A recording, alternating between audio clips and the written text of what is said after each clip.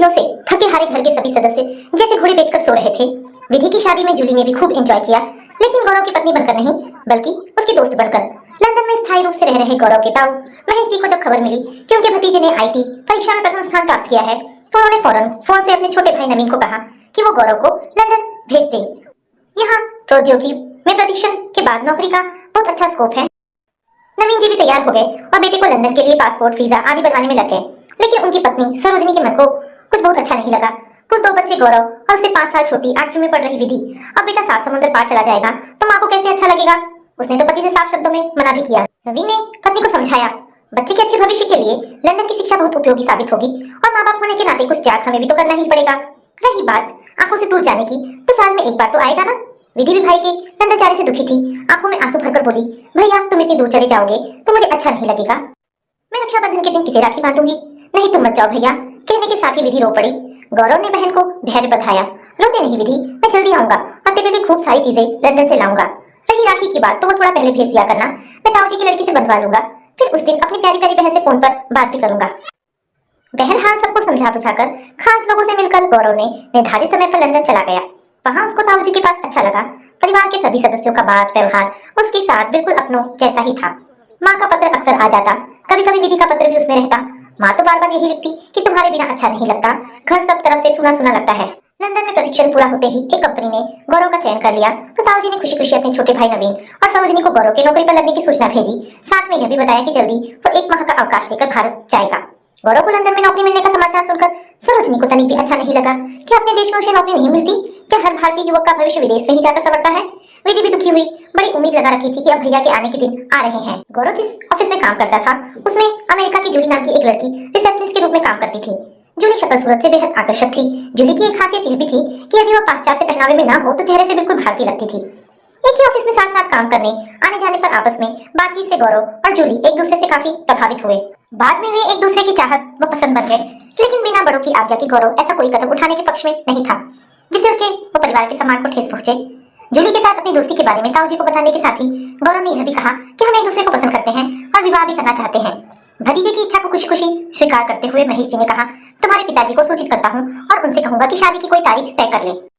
नवीन जी और सरोजनी को जब गौरव के प्रेम और शादी का पता चला तो दोनों को बेटे का यह कदम अखर गया। उन्होंने बड़े भाई से साफ शब्दों में कह दिया कि गौरव वहाँ किसी लड़की से विवाह करने का विचार छोड़ दे, क्योंकि उसके इस तरह विवाह करने से उसकी बहन की शादी में अड़ंगा खड़ा हो सकता है, और यदि वह नहीं मानता है तो कम से कम अपनी शादी की खबर भारत में किसी को ना दे। माता पिता की बात से गौरव को अपनी गलती का एहसास हुआ। अभी तक उसके दिमाग में यह बात क्यों नहीं आई कि अंतरजातीय विवाह, वह भी ईसाई लड़की से, करने के कारण बहन की शादी में रुकावट आ सकती है। इसके बाद गौरव ने फोन पर कई बार घर पर सबसे बात की, उनका हाल चाल पूछा, लेकिन अपने विवाह से संबंधित कोई बात ना तो उसने छेड़ी और ना माता पिता की तरफ से कोई प्रतिक्रिया हुई। गौरव की नौकरी लगे अब 1 साल हो गया था। उसके मन में भारत आने और माता पिता से मिलने की बड़ी इच्छा हो रही थी। वो ऑफिस में 1 माह के अवकाश का आवेदन कर भारत जाने के प्रबंध में लग गया। एयर टिकट मिलते ही गौरव ने भारत फोन करके माँ को बताया कि वह फला तारीख को भारत आ रहा है। गौरव घर पहुंचा तो दबे मन से ही सही, पर सबने उसका स्वागत किया। गौरव को कुछ ही सालों में सब कुछ बदला बदला सा लग रहा था। माँ पहले से कुछ कमजोर दिख रही थी, पिताजी के बाल आधे सफेद हो गए थे, और विधि वो तो कितनी बड़ी लग रही थी। उसके सिर पर हाथ फेरकर गौरव ने स्नेह से कहा, कितनी बड़ी हो गई है विधि तू, तेरे लिए ढेरों चीजें ले आया हूँ। विधि कुछ नहीं बोली, लेकिन माँ ने कहा, अब इसके विवाह की चिंता है, जल्दी कहीं बात बन जाती तो करके हम जिम्मेदारी से मुक्त हो लेते। माँ की बात सुनकर गौरव को लगा कि माँ उस पर कटाक्ष कर रही है। फिर भी गौरव ने हंसकर विधि से कहा, कहीं पसंद किया हो तो बता दे विधि, पिताजी का ढूंढने भागने का समय बच जाएगा। विधि ने पलटकर जवाब दिया, मैं तुम्हारी तरह नहीं हूँ भैया, जो घर वालों की इच्छा के खिलाफ जाकर विवाह रचा लूं। बहस बढ़ती देखकर माँ ने दोनों को रोका और विधि से बोली, बहस बंद कर और जा भाई के लिए चाय नाश्ते का प्रबंध कर। सरोजनी और नवीन ने गौरव से उसके लंदन में की हुई शादी के बारे में कोई बात नहीं की। वे लोग बिल्कुल नहीं चाहते थे कि इतने सालों बाद बेटा घर आया है तो कोई तकरार हो, लेकिन गौरव ने खुद ही बात छेड़कर माता पिता को अपने द्वारा लिए निर्णय से अवगत कराते हुए कहा, माँ आप कैसे सोचती हैं कि आप लोगों की इजाजत लिए बिना मैं अपनी शादी रचा लेने का साहस कर लेता। इससे तो आप लोगों की प्रतिष्ठा और ममता का अपमान होता। मैंने निश्चय कर लिया है कि बहन की शादी के बाद ही मैं अपने विवाह के बारे में विचार करूंगा। सरोजनी और नवीन को बेटी की बात से बड़ी राहत मिली। उन्हें ऐसा लगा जैसे सिर पर लदा कोई बहुत बड़ा बोझ हट गया हो। 1 माह भारत में रहकर गौरव लंदन वापस आ गया और पहले की तरह जीवन में भाग दौड़ फिर शुरू हो गई। देखते ही देखते 1.5 वर्ष कैसे गुजर गया पता ही न चला। एक दिन माँ का फोन आया कि विधि की शादी तय हो गई है, लड़के का परिवार बेहद संभ्रांत है, विवाह की तारीख तय नहीं हुई है, जैसे ही तय होगी मैं दोबारा तुझे सूचित करूंगी। तुम कम से कम 15 दिन पहले भारत जरूर आ जाना, सारा प्रबंध तुम्हें ही करना है। शादी की तारीख का पता चलते ही गौरव भारत आने की तैयारी में लग गया। गौरव ने पहले ही जूली को अपनी पारिवारिक समस्याओं से अवगत करा दिया था। जूली ने भी सोचा कि जब गौरव के परिवार की समस्या हल हो जाएगी तभी वह विवाह बंधन में बंधेगी।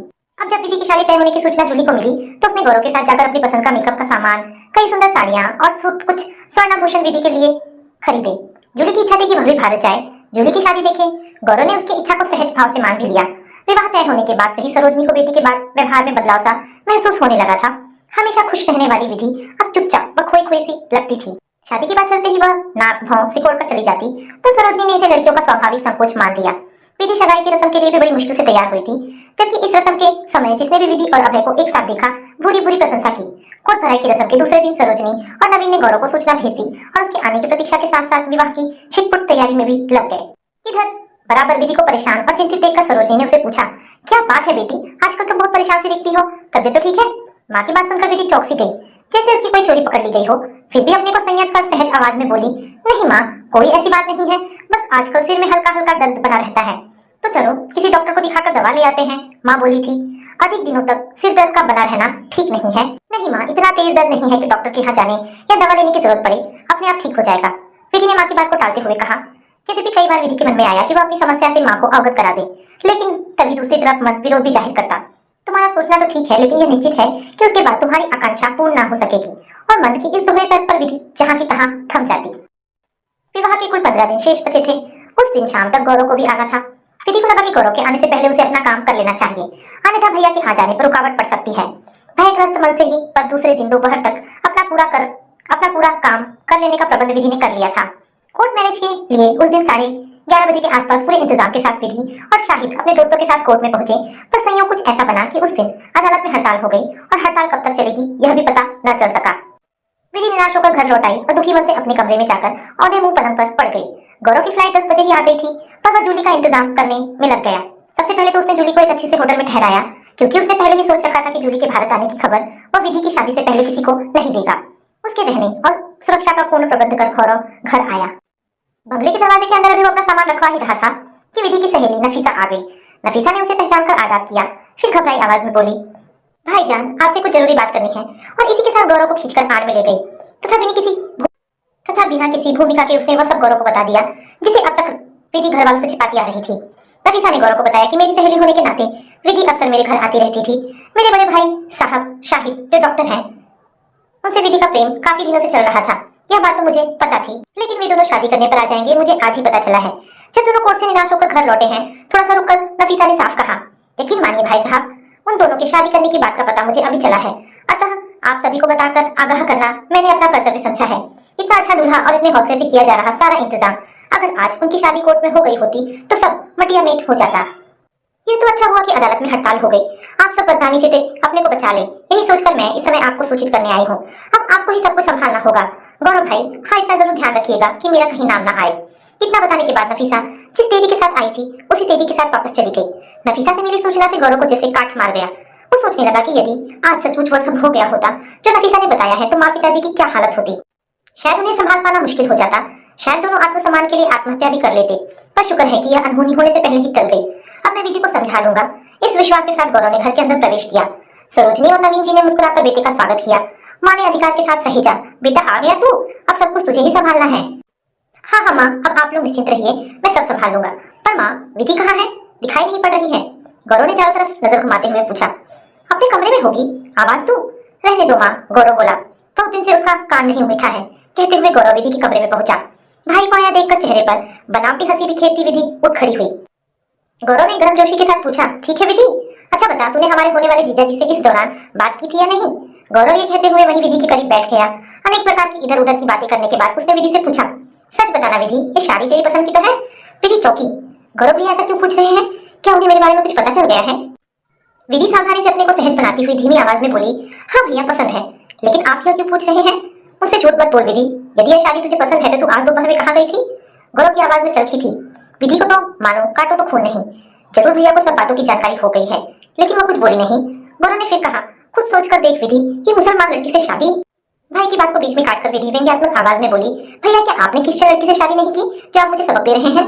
तुझे मेरे बारे में गलत पता है विधि, मैंने शादी नहीं की है। माँ ने शायद तुझे बताया नहीं, तुम्हारी शादी में कोई रुकावट खड़ी ना हो इसके लिए मैंने अपनी मनचाही शादी रोक दी, और अब तुम्हारे विवाह के बाद भी जो करूंगा माँ पिताजी की आज्ञा वो इच्छा के अनुसार ही करूंगा। इतना कहकर गौरव चुप हो गया और फिर नाश्ता करने व घर के में काम देखने के लिए चला गया। विधि को यह जानकर आश्चर्य हुआ कि गौरव भैया ने अभी तक विवाह नहीं किया, सिर्फ उसके लिए। लेकिन माँ ने तो उससे कभी इस बारे में कोई जिक्र ही नहीं किया। वो अपने बड़े भाई से कहे शब्दों की आत्मग्लानि से छटपटाने लगी। रात में गौरव फिर उसे समझाने उसके कमरे में आया तो विधि ने सबसे पहले अपने दिन के व्यवहार के लिए भाई से माफी मांगी। फिर दुखी मन से भारी आवाज में बोली, भैया मैं और शाहिद एक दूसरे को बहुत चाहते हैं। इस हालत में तुम ही बताओ, शादी न करने की बात कैसे मेरी समझ में आए? तेरी बात अपनी जगह ठीक है विधि, लेकिन ऐसा कदम उठाते समय तुझे ध्यान नहीं आया कि मम्मी पापा को तेरे इस कदम से कितना बड़ा सदमा पहुंचेगा? भैया, आंसू भरी नजरों से भर आए स्वर में विधि बोली, मुझे सब कुछ पता था और मैं इस बारे में सोचती भी थी, पर पता नहीं शाहिद को देखने के बाद मुझे क्या हो गया कि मैं प्यार भी कर बैठी और घर से विद्रोह करने पर उतारू हो गई। विधि की बात बीच में ही काटते हुए गौरव बोला, होता है विधि, प्यार में ऐसा ही सब कुछ होता है, पर देख मेरी बहना, अभी समय है। माँ पिताजी को इतना बड़ा सदमा ना दे कि वे झेल ही ना पाए। अपने मन पर तू नियंत्रण रखकर डॉक्टर शाहिद को बुलाने की कोशिश कर। जो सपना माँ पिताजी ने तुझे तेरी शादी को लेकर देखा है उसे पूरा होने दे बहन। इसी में इस परिवार और हम सबकी भलाई है। इतना कहते कहते गौरव की आंखें भी भर आई।